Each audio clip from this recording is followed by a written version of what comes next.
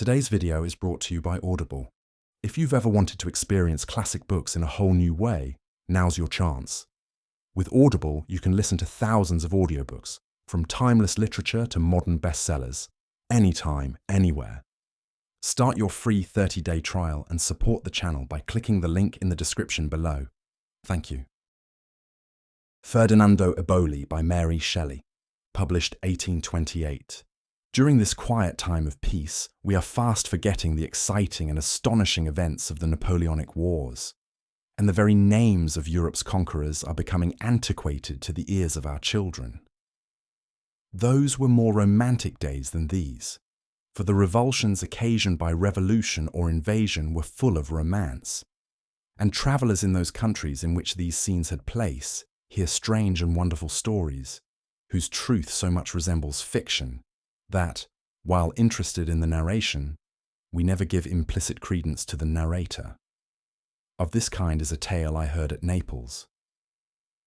The fortunes of war perhaps did not influence its actors, yet it appears improbable that any circumstances so out of the usual routine could have had place under the garish daylight that peace sheds upon the world. When Murat, then called Gioacchino, king of Naples, raised his Italian regiments, several young nobles, who had before been scarcely more than vine-dressers on the soil, were inspired with a love of arms and presented themselves as candidates for military honours. Among these was the young Count Eboli. The father of this youthful noble had followed Ferdinand to Sicily, but his estates lay principally near Salerno, and he was naturally desirous of preserving them. While the hopes that the French government held out of glory and prosperity to his country made him often regret that he had followed his legitimate but imbecile king to exile. When he died, therefore, he recommended his son to return to Naples, to present himself to his old and tried friend, the Marchese Spina, who held a high office in Murat's government, and through his means to reconcile himself to the new king. All this was easily achieved. The young and gallant count was permitted to possess his patrimony, and, as a further pledge of good fortune, he was betrothed to the only child of the Marchese Spina. The nuptials were deferred till the end of the ensuing campaign. Meanwhile, the army was put in motion, and Count Eboli only obtained such short leave of absence as permitted him to visit for a few hours the villa of his future father-in-law, there to take leave of him and his affianced bride. The villa was situated on one of the Apennines to the north of Salerno, and looked down over the plain of Calabria, in which Paestum is situated, onto the blue Mediterranean. A precipice on one side, a brawling mountain torrent, and a thick grove of ilex added beauty to the sublimity of its site. Count Eboli ascended the mountain path in all the joy of youth and hope. His stay was brief. An exhortation and a blessing from the Marchese, a tender farewell, graced by gentle tears, from the fair Adelinda, were the recollections he was to bear with him, to inspire him with courage and hope in danger and absence. The sun had just sunk behind the distant isle of Istria, when, kissing his lady's hand, he said a last adieu, and with slower steps and more melancholy mien, rode down the mountain on his road to Naples. That same night, Adelinda retired early to her apartment, dismissing her attendants, and then, restless from mingled fear and hope, she threw open the glass door that led to a balcony, looking over the edge of the hill upon the torrent, whose loud rushing often lulled her to sleep, but whose waters were concealed from sight by the ilex trees, which lifted their topmost branches above the guarding parapet of the balcony. Leaning her cheek upon her hand, she thought of the dangers her lover would encounter, of her loneliness the while, of his letters, and of his return. A rustling sound now caught her ear. Was it the breeze among the ilex trees? Her own veil was unwaved by every wind. Her tresses even, heavy in their own rich beauty only, were not lifted from her cheek. Again those sounds. Her blood retreated to her heart, and her limbs trembled. What could it mean? Suddenly, the upper branches of the nearest tree were disturbed. They opened, and the faint starlight showed a man's figure among them. He prepared to spring from his hold onto the wall. It was a feat of peril. First, the soft voice of her lover bade her, "Fear not," and on the next instant he was at her side, calming her terrors and recalling her spirits that almost left her gentle frame, from mingled surprise, dread, and joy. He encircled her waist with his arm, and pouring forth 1,000 passionate expressions of love, she leant on his shoulder and wept from agitation, while he covered her hands with kisses and gazed on her with ardent adoration. Then, in calmer mood, they sat together. Triumph and joy lighted up his eyes, and a modest blush glowed on her cheek, for never before had she sat alone with him, nor heard unrestrained his impassioned assurances of affection. It was indeed love's own hour. The stars trembled on the roof of his eternal temple. The dashing of the torrent, the mild summer atmosphere, and the mysterious aspect of the darkened scenery were all in unison to inspire security and voluptuous hope. They talked of how their hearts, through the medium of divine nature, might hold commune during absence, of the joys of reunion, and of their prospect of perfect happiness. The moment at last arrived when he must depart.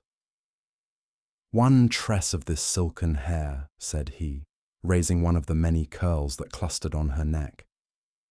"I will place it on my heart, a shield to protect me against the swords and balls of the enemy." He drew his keen-edged dagger from its sheath. "Ill weapon for so gentle a deed," he said, severing the lock, and at the same moment many drops of blood fell fast on the fair arm of the lady. He answered her fearful inquiries by showing a gash he had awkwardly inflicted on his left hand. First he insisted on securing his prize, and then he permitted her to bind his wound, which she did half laughing, half in sorrow, winding round his hand a riband loosened from her own arm. "Now farewell," he cried. "I must ride 20 miles ere dawn, and the descending bear shows that midnight is past." His descent was difficult, but he achieved it happily, and the stave of a song, whose soft sounds rose like the smoke of incense from an altar, from the dell below to her impatient ear, assured her of his safety. As is always the case when an account is gathered from eyewitnesses, I never could ascertain the exact date of these events. They occurred, however, while Murat was king of Naples, and when he raised his Italian regiments, Count Eboli, as aforesaid, became a junior officer in them and served with much distinction, though I cannot name either the country or the battle in which he acted so conspicuous a part that he was on the spot promoted to a troop. Not long after this event, and while he was stationed in the north of Italy, Gioacchino, sending for him to headquarters late one evening, entrusted him with a confidential mission across a country occupied by the enemy's troops to a town possessed by the French. It was necessary to undertake the expedition during the night, and he was expected to return on that succeeding the following day. The king himself gave him his dispatches and the word, and the noble youth, with modest firmness, protested that he would succeed or die in the fulfillment of his trust. It was already night, and the crescent moon was low in the west when Count Ferdinando Eboli, mounting his favourite horse, at a quick gallop cleared the streets of the town, and then, following the directions given him, crossed the country among the fields planted with vines, carefully avoiding the main road. It was a beauteous and still night. Calm and sleep occupied the earth. War, the bloodhound, slumbered. The spirit of love alone had life at that silent hour. Exulting in the hope of glory, our young hero commenced his journey, and visions of aggrandizement and love formed his reveries. A distant sound roused him. He checked his horse and listened. Voices approached. When recognizing the speech of a German, he turned from the path he was following to a still straighter way. But again the tone of an enemy was heard, and the trampling of horses. Eboli did not hesitate. He dismounted, tied his steed to a tree, and, skirting along the enclosure of the field, trusted to escape thus unobserved. He succeeded after an hour's painful progress and arrived on the borders of a stream which, as the boundary between two states, was the mark of his having finally escaped danger. Descending the steep bank of the river, which with his horse he might perhaps have forded, he now prepared to swim. He held his dispatch in one hand, threw away his cloak, and was about to plunge into the water, when from under the dark shade of the Argine, which had concealed them, he was suddenly arrested by unseen hands, cast on the ground, bound, gagged and blinded, and then placed into a little boat, which was sculled with infinite rapidity down the stream. There seemed so much of premeditation in the act that it baffled conjecture, yet he must believe himself a prisoner to the Austrian. While, however, he still vainly reflected, the boat was moored, he was lifted out, and the change of atmosphere made him aware that they entered some house. With extreme care and celerity, yet in the utmost silence, he was stripped of his clothes, and 2 rings he wore drawn from his fingers. Other habiliments were thrown over him, and then no departing footstep was audible. But soon he heard the splash of a single oar, and he felt himself alone. He lay perfectly unable to move, the only relief his captor or captors had afforded him being the exchange of the gag for a tightly bound handkerchief. For hours he thus remained, with a tortured mind, bursting with rage, impatience and disappointment, now writhing as well as he could in his endeavours to free himself, now still in despair. His dispatches were taken away, and the period was swiftly passing when he could, by his presence, have remedied in some degree this evil. The morning dawned, and though the full glare of the sun could not visit his eyes, he felt it play upon his limbs. As the day advanced, hunger preyed on him, and though amidst the visitation of mightier, he at first disdained this minor evil, towards evening it became, in spite of himself, the predominant sensation. Night approached, and the fear that he should remain, and even starve, in this unvisited solitude, had more than once thrilled through his frame, when feminine voices and a child's gay laugh met his ear. He heard persons enter the apartment, and he was asked in his native language, while the ligature was taken from his mouth, the cause of his present situation. He attributed it to banditti. His bonds were quickly cut, and his banded eyes restored to sight. It was long before he recovered himself.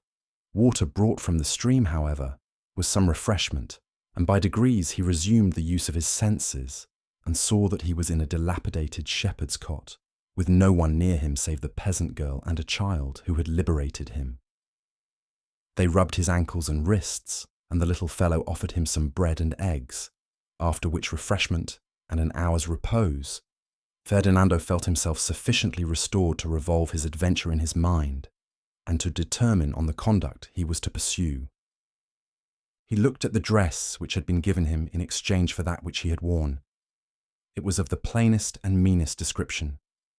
Still, no time was to be lost, and he felt assured that the only step he could take was to return with all speed to the headquarters of the Neapolitan army, and inform the king of his disasters and his loss. It were long to follow his backward steps, and to tell all of indignation and disappointment that swelled his heart. He walked painfully but resolutely all night, and by 3 in the morning entered the town where Gioacchino then was. He was challenged by the sentinels. He gave the word confided to him by Murat, and was instantly made prisoner by the soldiers. He declared to them his name and rank, and the necessity he was under of immediately seeing the king. He was taken to the guardhouse, and the officer on duty there listened with contempt to his representations, telling him that Count Ferdinando Eboli had returned 3 hours before, ordering him to be confined for further examination as a spy. Eboli loudly insisted that some impostor had taken his name, and while he related the story of his capture, another officer came in who recognized his person. Other individuals acquainted with him joined the party. and as the impostor had been seen by none but the officer of the night, his tale gained ground. A young Frenchman of superior rank, who had orders to attend the king early in the morning, carried a report of what was going forward to Murat himself. The tale was so strange that the king sent for the young count. And then, in spite of having seen and believed in his counterfeit a few hours before, and having received from him an account of his mission, which had been faithfully executed, the appearance of the youth staggered him, and he commanded the presence of him who, as Count Eboli, had appeared before him a few hours previously. As Ferdinand stood beside the king, his eye glanced at a large and splendid mirror. His matted hair, his bloodshot eyes, his haggard looks and torn and mean dress derogated from the nobility of his appearance, and still less did he appear like the magnificent Count Eboli, when, to his utter confusion and astonishment, his counterfeit stood beside him. He was perfect in all the outward signs that denoted high birth, and so like him whom he represented, that it would have been impossible to discern one from the other apart. The same chestnut hair clustered on his brow. The sweet and animated hazel eyes were the same. The one voice was the echo of the other. The composure and dignity of the pretender gained the suffrages of those around. When he was told of the strange appearance of another Count Eboli, he laughed in a frank, good-humoured manner, and turning to Ferdinand said, "You honour me much in selecting me for your personation, but there are 2 or 3 things I like about myself so well that you must excuse my unwillingness to exchange myself for you." Ferdinand would have answered, but the false count, with greater haughtiness, turning to the king, said, "Will your majesty decide between us? I cannot bandy words with a fellow of this sort." Irritated by scorn, Ferdinand demanded leave to challenge the pretender, who said that if the king and his brother officers did not think that he should degrade himself and disgrace the army by going out with a common vagabond, he was willing to chastise him, even at the peril of his own life. But the king, after a few more questions, feeling assured that the unhappy noble was an impostor, in severe and menacing terms, reprehended him for his insolence, telling him that he owed it to his mercy alone that he was not executed as a spy, ordering him instantly to be conducted without the walls of the town, with threats of weighty punishment if he ever dared to subject his impostures to further trial. It requires a strong imagination and the experience of much misery fully to enter into Ferdinand's feelings. From high rank, glory, hope, and love, he was hurled to utter beggary and disgrace. The insulting words of his triumphant rival and the degrading menaces of his so lately gracious sovereign rang in his ears. Every nerve in his frame writhed with agony. But, fortunately for the endurance of human life, the worst misery in early youth is often but a painful dream, which we cast off when slumber quits our eyes. After a struggle with intolerable anguish, hope and courage revived in his heart. His resolution was quickly made. He would return to Naples, relate his story to the Marchese Spina, and through his influence obtain at least an impartial hearing from the king. It was not, however, in his peculiar situation, an easy task to put his determination into effect. He was penniless. His dress bespoke poverty. He had neither friend nor kinsman near, but such as would behold in him the most impudent of swindlers. Still his courage did not fail him. The kind Italian soil in the autumnal season now advanced furnished him with chestnuts, arbutus berries, and grapes. He took the most direct road over the hills, avoiding towns, and indeed every habitation. Travelling principally in the night, when, except in cities, the officers of government had retired from their stations. How he succeeded in getting from one end of Italy to the other, it is difficult to say, but certain it is that after the interval of a few weeks he presented himself at the Villa Spina. With considerable difficulty he obtained admission to the presence of the Marchese, who received him standing, with an inquiring look, not at all recognizing the noble youth. Ferdinand requested a private interview, for there were several visitors present. His voice startled the Marchese, who complied, taking him into another apartment. Here Ferdinand disclosed himself, and with rapid and agitated utterance was relating the history of his misfortunes, when the tramp of horses was heard, the great bell rang, and a domestic announced Count Ferdinando Eboli. "It is himself," cried the youth, turning pale. The words were strange, and they appeared still more so when the person announced entered. The perfect semblance of the young noble, whose name he assumed, as he had appeared when last at his departure, he trod the pavement of the hall. He inclined his head gracefully to the Baron, turning with a glance of some surprise but more disdain towards Ferdinand, exclaiming, "Thou here!" Ferdinand drew himself up to his full height.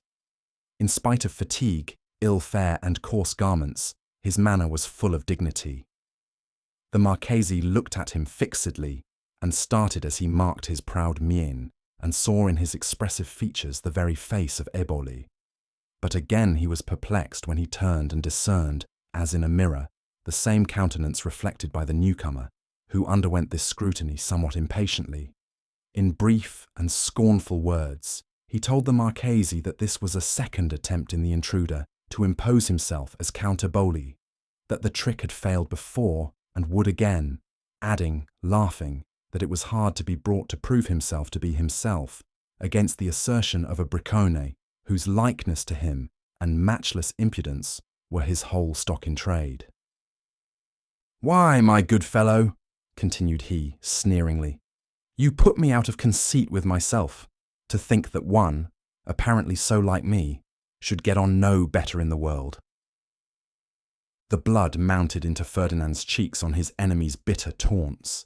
With difficulty, he restrained himself from closing with his foe, while the words, "traitorous impostor," burst from his lips.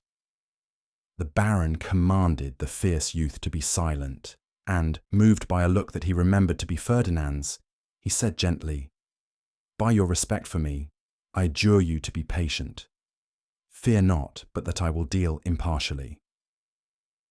Then, turning to the pretended Eboli, he added that he could not doubt but that he was the true count, and asked excuse for his previous indecision. At first the latter appeared angry, but at length he burst into a laugh, and then, apologizing for his ill breeding, continued laughing heartily at the perplexity of the Marchese. It is certain his gaiety gained more credit with his auditor than the indignant glances of poor Ferdinand. The false count then said that after the king's menaces, he had entertained no expectation that the farce was to be played over again. He had obtained leave of absence, of which he profited to visit his future father-in-law after having spent a few days in his own palazzo at Naples. Until now Ferdinand had listened silently, with a feeling of curiosity, anxious to learn all he could of the actions and motives of his rival. But at these last words, he could no longer contain himself. "What?" cried he. "Hast thou usurped my place in my own father's house, and dared assume my power in my ancestral halls?" A gush of tears overpowered the youth. He hid his face in his hands. Fierceness and pride lit up the countenance of the pretender.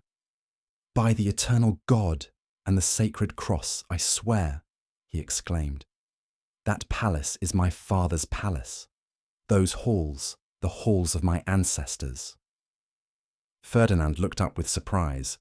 "And the earth opens not," he said, "to swallow the perjured man." He then, at the call of the Marchese, related his adventures, while scorn mantled on the features of his rival. The Marchese, looking at both, could not free himself from doubt. He turned from one to the other.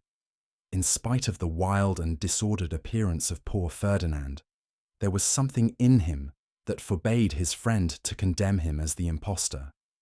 But then it was utterly impossible to pronounce such the gallant and noble-looking youth, who could only be acknowledged as the real count by the disbelief of the other's tale. The Marchese, calling an attendant, sent for his fair daughter. "This decision," said he, "shall be made over to the subtle judgment of a woman and the keen penetration of one who loves." Both the youths now smiled, the same smile, the same expression, that of anticipated triumph. The Baron was more perplexed than ever.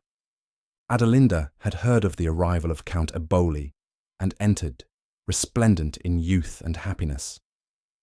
She turned quickly towards him, who resembled most the person she expected to see. When a well-known voice pronounced her name, and she gazed aghast on the double appearance of the lover, her father, taking her hand, briefly explained the mystery and bade her assure herself which was her affianced husband. "Signorina," said Ferdinand, "disdain me not because I appear before you thus in disgrace and misery. Your love, your goodness, will restore me to prosperity and happiness." "I know not by what means," said the wondering girl, "but surely you are Count Eboli." "Adelinda," said the rival youth, "waste not your words on a villain." "Lovely and deceived one, I trust, trembling I say it, that I can with one word assure you that I am Eboli." "Adelinda," said Ferdinand, "I placed the nuptial ring on your finger. Before God your vows were given to me." The false count approached the lady and, bending one knee, took from his heart a locket, enclosing hair tied with a green riband, which she recognized to have worn, and pointed to a slight scar on his left hand. Adelinda blushed deeply, and turning to her father said, motioning towards the kneeling youth, "He is Ferdinand." All protestations now from the unhappy Eboli were vain. The Marchese would have cast him into a dungeon, but at the earnest request of his rival, he was not detained, but thrust ignominiously from the villa. The rage of a wild beast newly chained was less than the tempest of indignation that now filled the heart of Ferdinand. Physical suffering, from the fatigue and fasting, was added to his internal anguish. For some hours madness, if that were madness which never forgets its ill, possessed him. In a tumult of feelings, there was one predominant idea. It was to take possession of his father's house, and to try, by ameliorating the fortuitous circumstances of his lot, to gain the upper hand of his adversary.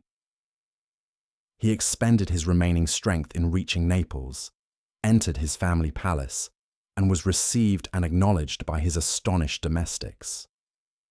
One of his first acts was to take from a cabinet a miniature of his father encircled with jewels, and to invoke the aid of the paternal spirit.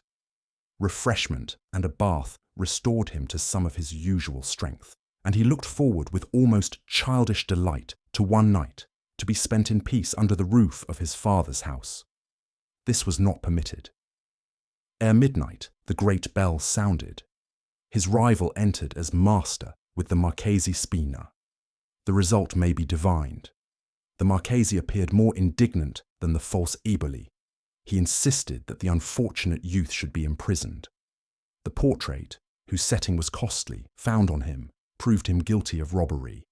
He was given into the hands of the police and thrown into a dungeon. I will not dwell on the subsequent scenes. He was tried by the tribunal, condemned as guilty, and sentenced to the galleys for life. On the eve of the day when he was to be removed from the Neapolitan prison to work on the roads in Calabria, his rival visited him in his dungeon. For some moments, both looked at the other in silence. The impostor gazed on the prisoner with mingled pride and compassion. There was evidently a struggle in his heart. The answering glance of Ferdinand was calm, free, and dignified. He was not resigned to his hard fate, but he disdained to make any exhibition of despair to his cruel and successful foe. A spasm of pain seemed to wrench the bosom of the false one, and he turned aside, striving to recover the hardness of heart which had hitherto supported him in the prosecution of his guilty enterprise. Ferdinand spoke first. "What would the triumphant criminal with his innocent victim?" His visitant replied haughtily, "Do not address such epithets to me, or I leave you to your fate. I am that which I say I am." "To me this boast!" cried Ferdinand scornfully. "But perhaps these walls have ears." "Heaven, at least, is not deaf," said the deceiver, "favouring heaven, which knows and admits my claim. But a truce to this idle discussion. Compassion, a distaste to see one so very like myself in such ill condition, a foolish whim perhaps, on which you may congratulate yourself, has led me hither. The bolts of your dungeon are drawn. Here is a purse of gold. Fulfill one easy condition, and you are free. And that condition, sign this paper." He gave to Ferdinand a writing containing a confession of his imputed crimes. The hand of the guilty youth trembled as he gave it. There was confusion in his mien, and a restless, uneasy rolling of his eye. Ferdinand wished in one mighty word, potent as lightning, loud as thunder, to convey his burning disdain of this proposal. But expression is weak, and calm is more full of power than storm. Without a word, he tore the paper in 2 pieces and threw them at the feet of his enemy. With a sudden change of manner, his visitant conjured him, in voluble and impetuous terms, to comply. Ferdinand answered only by requesting to be left alone. Now and then, a half-word broke uncontrollably from his lips, but he curbed himself. Yet he could not hide his agitation when, as an argument to make him yield, the false count assured him that he was already married to Adelinda. Bitter agony thrilled poor Ferdinand's frame, but he preserved a calm mien and an unaltered resolution. Having exhausted every menace and every persuasion, his rival left him, the purpose for which he came unaccomplished. On the morrow, with many others, the refuse of mankind, Count Ferdinando Eboli, was led in chains to the unwholesome plains of Calabria to work there at the roads. I must hurry over some of the subsequent events, for a detailed account of them would fill volumes. The assertion of the usurper of Ferdinand's right, that he was already married to Adelinda, was, like all else he said, false.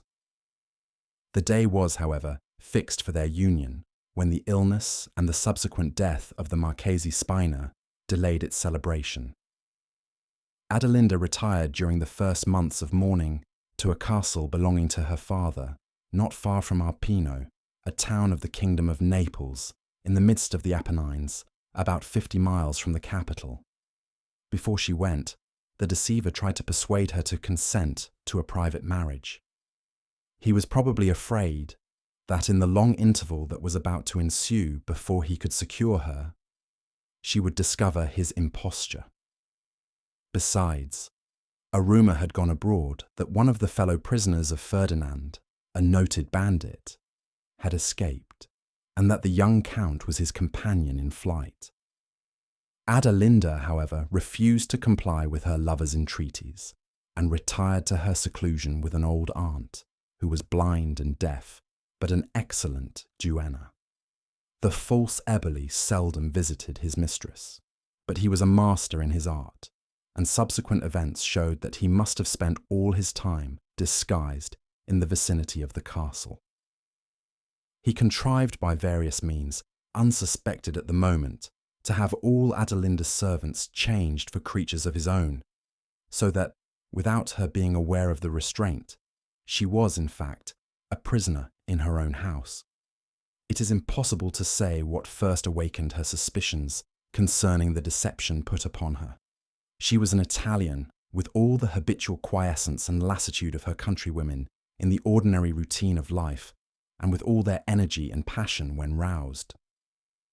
The moment the doubt darted into her mind, she resolved to be assured. A few questions relative to scenes that had passed between poor Ferdinand and herself sufficed for this. They were asked so suddenly and pointedly that the pretender was thrown off his guard. He looked confused and stammered in his replies. Their eyes met. He felt that he was detected, and she saw that he perceived her now confirmed suspicions. A look such as is peculiar to an impostor. A glance that deformed his beauty and filled his usually noble countenance with the hideous lines of cunning and cruel triumph, completed her faith in her own discernment. How, she thought. Could I have mistaken this man for my own gentle Eboli? Again, their eyes met. The peculiar expression of his terrified her, and she hastily quitted the apartment. Her resolution was quickly formed. It was of no use to attempt to explain her situation to her old aunt. She determined to depart immediately for Naples, throw herself at the feet of Gioacchino, and to relate and obtain credit for her strange history. But the time was already lost when she could have executed this design. The contrivances of the deceiver were complete. She found herself a prisoner. Excess of fear gave her boldness, if not courage. She sought her jailer. A few minutes before, she had been a young and thoughtless girl, docile as a child, and as unsuspecting. Now she felt as if she had suddenly grown old in wisdom, and that the experience of years had been gained in that of a few seconds. During their interview, she was wary and firm, while the instinctive power of innocence over guilt gave majesty to her demeanour. The contriver of her ills for a moment cowered beneath her eye. At first, he would by no means allow that he was not the person he pretended to be, but the energy and eloquence of truth bore down his artifice, so that, at length driven into a corner, he turned, a stag at bay. Then it was her turn to quail, for the superior energy of a man gave him the mastery. He declared the truth. He was the elder brother of Ferdinand, a natural son of the old Count Eboli. His mother, who had been wronged, never forgave her injurer, and bred her son in deadly hate for his parent, and a belief that the advantages enjoyed by his more fortunate brother were rightfully his own. His education was rude, but he had an Italian's subtle talents, swiftness of perception, and guileful arts.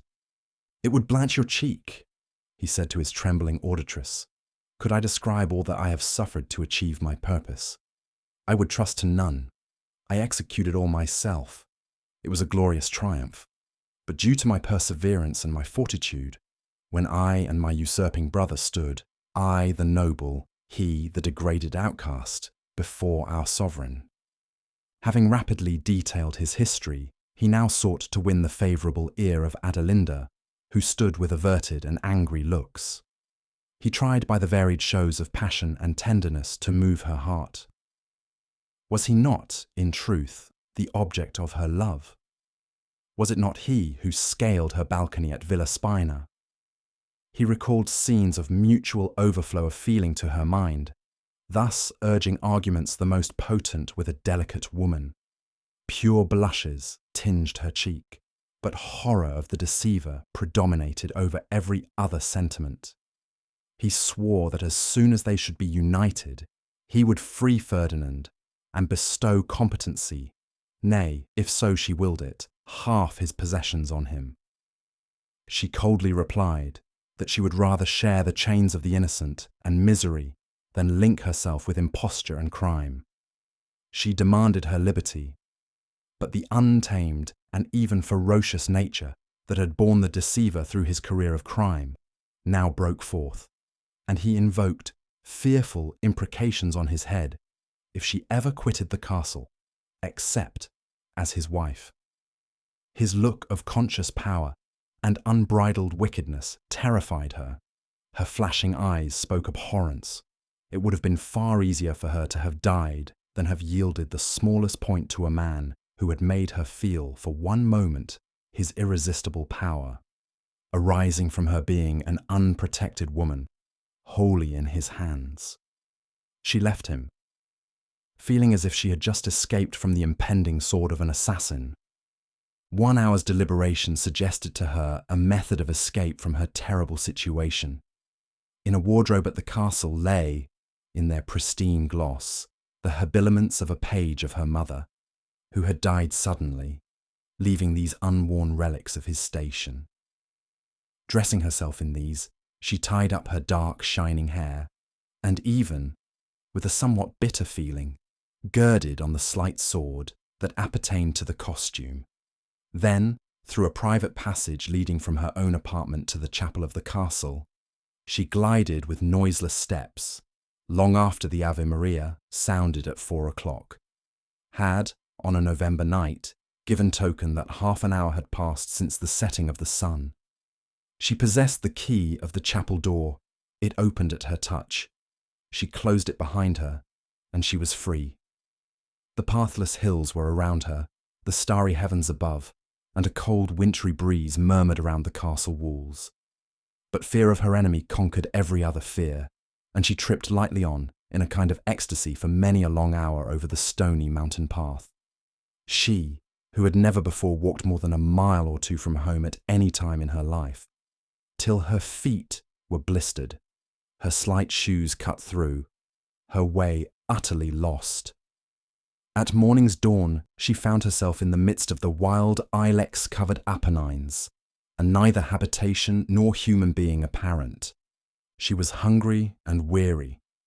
She had brought gold and jewels with her, but here were no means of exchanging these for food. She remembered stories of banditti, but none could be so ruffian-like and cruel as him from whom she fled.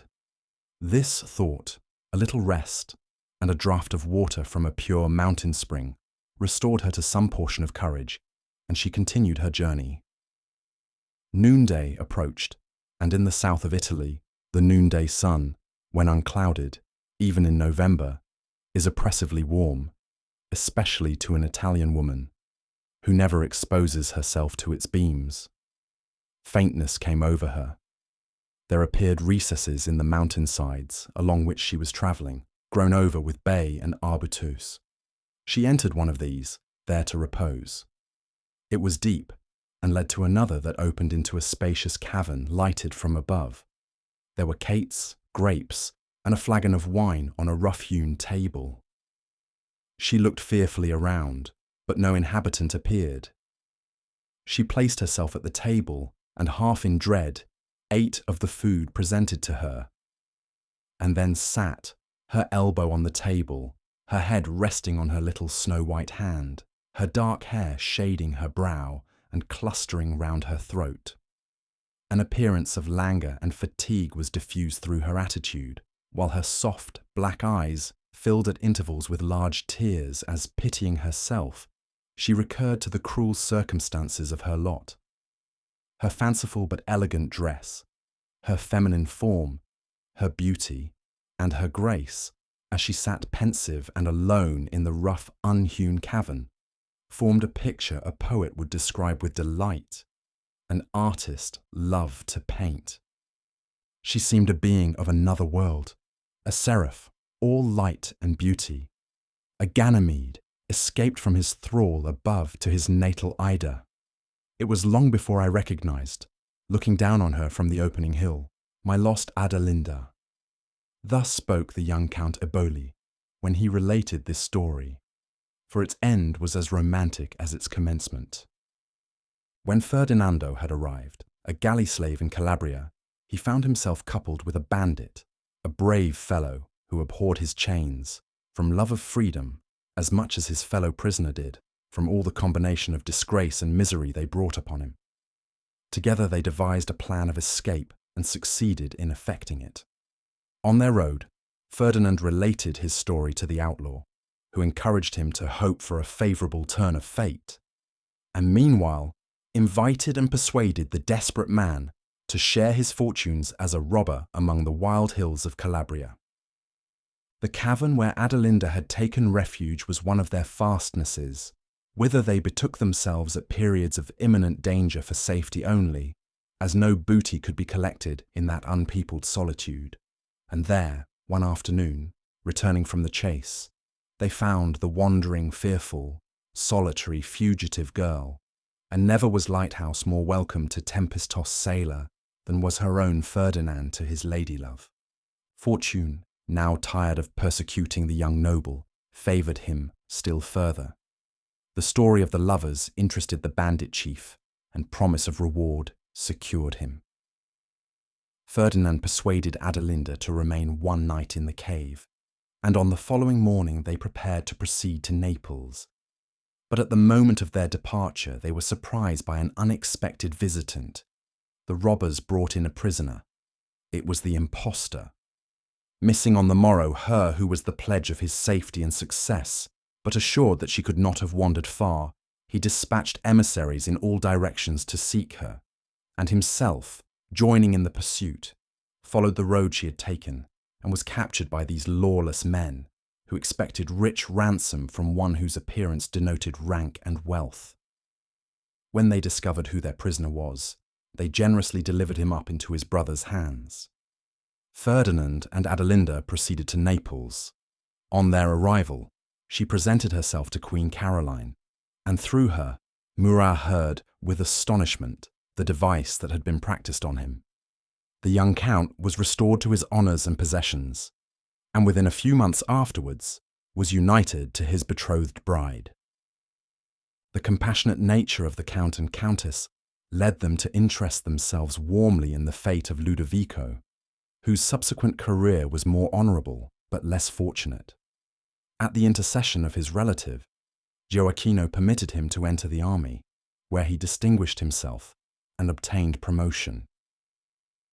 The brothers were at Moscow together and mutually assisted each other during the horrors of the retreat. At one time, overcome by drowsiness, the mortal symptom resulting from excessive cold, Ferdinand lingered behind his comrades. But Ludovico, refusing to leave him, dragged him on in spite of himself, till, entering a village, food and fire restored him, and his life was saved. On another evening, when wind and sleet added to the horror of their situation, Ludovico, after many ineffective struggles, slid from his horse lifeless. Ferdinand was at his side, and, dismounting, endeavoured by every means in his power to bring back pulsation to his stagnant blood. His comrades went forward, and the young count was left alone with his dying brother in the white, boundless waste. Once Ludovico opened his eyes and recognized him. He pressed his hand, and his lips moved to utter a blessing as he died. At that moment, the welcome sounds of the enemy's approach roused Ferdinand from the despair into which his dreadful situation plunged him. He was taken prisoner, and his life was thus saved. When Napoleon went to Elba, he, with many others of his countrymen, was liberated and returned to Naples.